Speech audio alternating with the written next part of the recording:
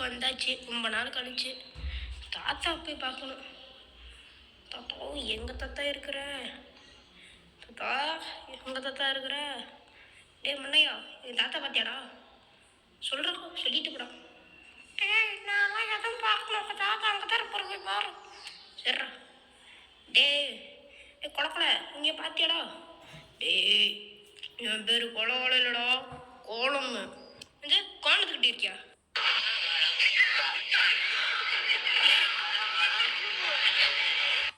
இது கூட கொட்ட சொன்னாங்க. நீ ஏன்டா தேவலாம் கொட்டிருக்க அப்படின்னா அப்படியே வச்சுக்கணும்.